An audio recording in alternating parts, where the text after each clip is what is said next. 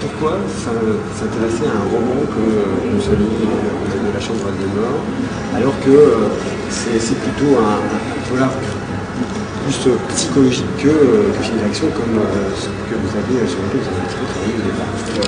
Vous savez, quand on est l'assistant directeur de production, on travaille sur plein de films. Hein. Moi, j'ai pas fait que ce genre de film. Ça n'a rien à voir en fait. Ça n'a juste rien à voir. Il se trouve que moi j'étais. Enfin, c'est pas très intéressant. Disons que j'ai fait ces films parce que j'avais une facilité peut-être pour organiser des tournages un peu compliqués, mais ça n'a rien à voir avec ce qui profondément m'intéresse dans le cinéma.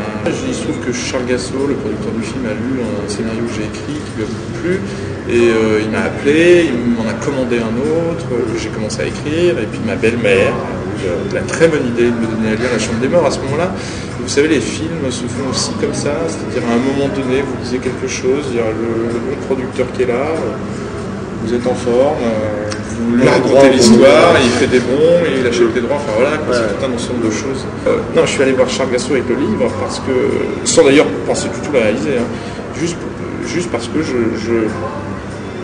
j'avais trouvé dans ce livre un moteur formidable, c'est une intrigue super, à la fois complexe et intense, et vous savez, quand on cherche, quand on écrit des histoires pour le cinéma ou même des romans, c'est déterminant d'être certain d'avoir suffisamment de chevaux sous le capot. Voilà.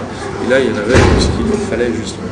Donc, et puis je trouvais que c'était à ce moment-là quelque chose d'original dans la narration d'un polar, justement, parce qu'il y a plusieurs niveaux, et puis il permet aussi de raconter d'autres choses que simplement un polar avec un méchant et un gentil qui lui prend derrière. Donc c'est ça. Et puis aussi, une chose épatante dans le bouquin que j'ai essayé de retranscrire à l'image, des personnages très très réalistes, en tout cas ceux qu'on découvre en premier, et vraiment proches de nous, quoi, pas en train de singer l'Amérique. Voilà, et moi j'ai vu là le moyen de faire quelque chose, un thriller français, un thriller de proximité. Parlons des comédiens, le choix s'est fait... Le choix rejoint cette idée, c'est-à-dire que pour ces personnages super réalistes, super ancrés dans une région qui pourrait être nos voisins, nos cousins, que sais-je, il fallait des comédiens qui justement viennent avec leur bagage d'humanité, de proximité, d'accessibilité. Donc forcément, quand on commence le casting d'un film, on commence par le rôle principal, et donc la question s'est posée tout de suite pour le personnage de Lucie. Et à ce moment-là, j'ai eu la chance de voir le film de Lioré en presse, c'est-à-dire 4 mois avant la sortie. Et voilà, et pour moi, pour que ça marche, il fallait quelqu'un de fragile et à la fois déterminé, enfin une espèce de mélange un peu casse-gueule comme ça. Et quand je l'ai vu dans le film, j'y ai cru. Je me suis dit que c'était possible, même si dans le film de Lioré, elle est plus ado que dans La Chambre des Morts. C'était juste un petit réglage à trouver. Donc on a fait des essais et ça marchait, quoi. Il fallait à la fois, il fallait qu'on ait peur pour elle. Moi, je voulais pas, ça m'intéressait pas de faire un film gore ou un film d'horreur. C'est un thriller, donc dans un thriller on a peur pour les gens, pas peur gratuitement, on fait pas bouh. Voilà. Donc pour avoir peur pour les gens, il faut justement qu'ils aient un peu de fragilité. Il faut qu'à la fois on puisse s'identifier à elle et en même temps qu'on ait peur qu'elle descende dans cette maison. Sinon ça marche pas. Alors donc dans le film, vous avez rajouté des personnages qui n'étaient pas dans le livre. Oui, en fait ils sont là, mais ils sont modifiés. C'est-à-dire que dans le personnage qui est vraiment nouveau, c'est le personnage de la mère, qui est en fait cité ici ou là, parce qu'il faut bien qu'elle dépose ses bébés quelque part.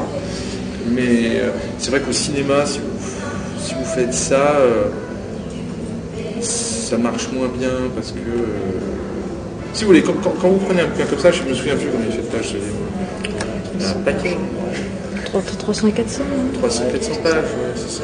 Oui, voilà, 312 pages. Vous prenez le livre comme ça, et vous retirez toute la psychologie. Quand je dis la psychologie visible, hein, pas la psychologie d'action des personnages qui restent. Hein. Si vous enlevez toute l'introspection, toute la psychologie, il vous reste 45 pages. C'est incroyable. Et quand vous faites cet exercice, ce que j'ai fait donc, vous vous apercevez qu'il y a des vides narratifs incroyables. C'est-à-dire que les artifices de la littérature, vous rendent tout ça absolument consommable. Et quand vous voyez froidement, quand vous analysez froidement la narration d'un bouquin dont vous avez enlevé tout ça, qui vous permet de faire des ponts narratifs inouïs, vous vous retrouvez avec un truc plein de trous, en fait, avec une espèce de gruyère qui ne fonctionne plus narrativement. En tout cas, pas aussi bien. Et ces vides-là, il faut les combler. Alors, il y a plusieurs façons de le faire. Il y a notamment, justement, l'invention de personnages qui peuvent avoir, en tout cas c'est souhaitable, plusieurs fonctions. Donc, en l'occurrence, la fonction toute bête, narrative, c'est de garder les bébés. Mais quand vous voyez le film, c'est pas à ça que vous pensez. Mais elle existe. C'est-à-dire que dans la narration du film, si les bébés ne sont pas là, ils sont quelque part, et s'ils sont quelque part, où sont-ils? C'est idiot comme réflexion initiale. Et puis ensuite, vous vous rendez compte que la mère, en fait, elle apporte plein d'éléments.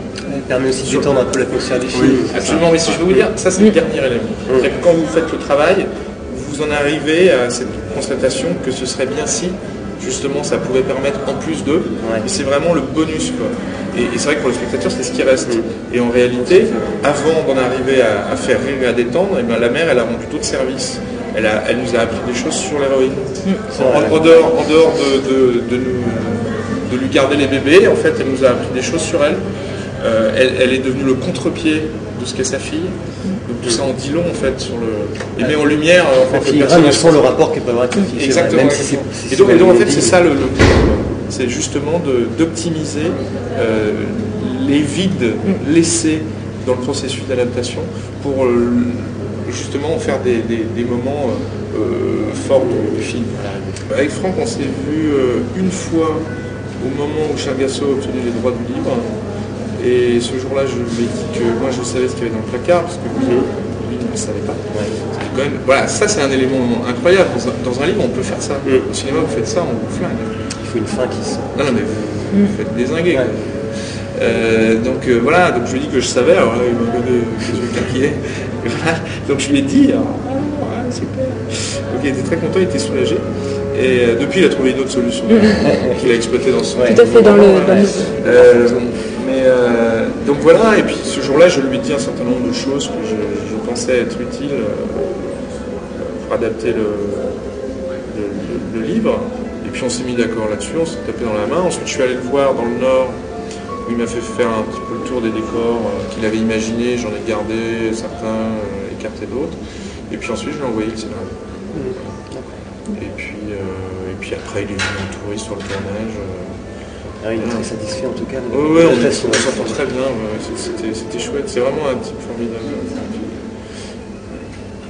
Et en cas, c'est pareil, si jamais Charles Gassot achetait les droits de la suite, donc la mémoire fantôme, est-ce que si celui-ci évidemment marchait quand même au Suisse, parce que c'est quand même une des conditions, est-ce que vous seriez partant pour une autre aventure de Lucie-Miel? Pourquoi pas, il faut voir, là je vous avouerai que je suis plus concentré sur la sortie de celui-là, mais pourquoi pas? Sachant qu'il faudrait peut-être réaménager des choses quant au secret de Lucie. C'est sûr, non mais il y a du boulot sur le nouveau. Il est plus complexe que celui-là à adapter. Mais pourquoi pas? Forcément, il y a toujours des lecteurs qui vont se sentir trahis. Il y en a déjà, Oui, je pense. Mais si vous voulez, c'est juste une façon, c'est inévitable. Donc voilà, c'est comme la comparaison entre le Silence des agneaux, elle est inévitable. Alors que, franchement, objectivement, il y a très très peu d'éléments de rapprochement, quoi. Je veux dire, moi je dis maintenant, à qui veut l'entendre, que je pense que pendant les 50 prochaines années, il sera impossible d'écrire une histoire avec une héroïne flic qui résout une enquête criminelle à base de serial killer et qui en même temps règle un problème personnel tout en descendant à la fin du film dans une cave sans qu'on pense au Silence des agneaux. C'est impossible. Alors qu'en dehors de ces éléments-là, tangibles, l'histoire n'a rien à voir. Je veux dire,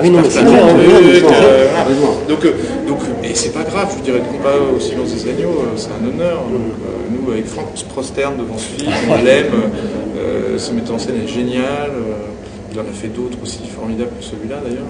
Donc voilà. C'est pour ça qu'il le citait dans le bouquin, et moi j'ai hésité, puis finalement j'ai repris la citation, et puis du coup j'ai montré le bouquin, comme ça au moins on enfonce le clou. Puis voilà. Moi, c'est pas forcément nécessaire, c'est-à-dire le fait d'être fidèle ou non, c'est un choix. Vous pouvez aller ailleurs.